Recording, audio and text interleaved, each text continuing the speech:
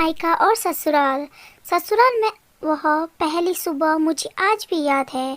कितनी घबराकर मैं उठी थी, यह सोचती हुई कि कहीं देर तो ना हो जाए।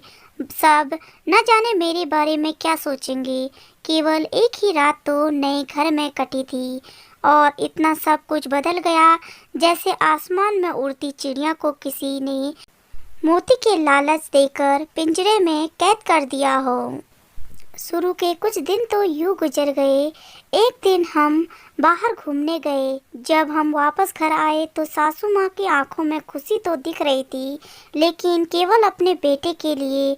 मैंने सोचा कि शायद नया नया रिश्ता है, एक दूसरे को समझने में कुछ वक्त लगेगा, लेकिन समय ने जल्द ही एहसास दिला दिया कि मैं यहाँ बहू हूँ, इसलिए मैं जैसा चाहूँ वैसा नहीं कर पाऊँगी।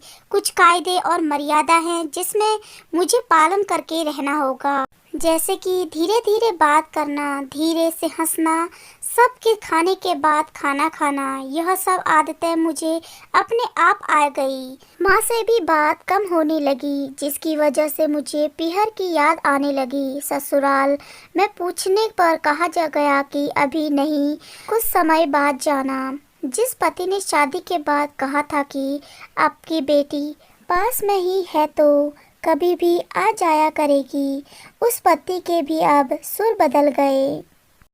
अब मुझे धीरे धीरे यह समझ में आ गया था कि शादी कोई बच्चों का खेल नहीं है, जिसमें केवल घर नहीं बदलता, पूरी जिंदगी बदल जाती है।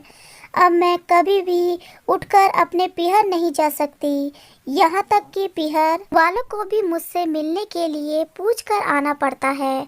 पीहर में जोर जोर से हंसना, कभी भी कहीं भी चला जाना, रसोई में से कुछ भी उठाकर खा लेना, अपनी मर्जी का करना, ये सब यादें बनकर रह गई। मुझे समझ में आ गया था कि विदाई के वक्त सभी लोग मुझे गले लगाकर क्यों रो रहे थे। असल में मुझसे दूर होने का एहसास उन्हें हो रहा था, लेकिन एक और बात भी थी जो उन्हें अंदर ही अंदर परेशान कर रही थी कि अब जिस सच्चाई से मुझे इतने दिन तक दूर रखा है, वह सच्चाई मेरे सामने आने वाली थी।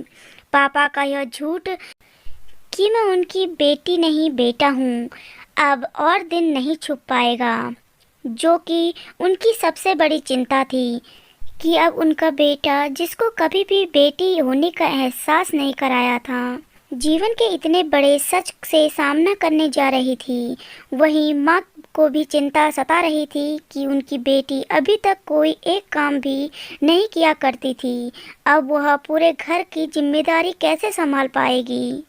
सभी लोग मेरे इस विदाई और पराये होने का दर्द जान रहे थे, सिवाय मेरे, इसलिए वह सभी लोग रो रहे थे। आज मुझे समझ आ गया कि उनका रोना गलत नहीं था।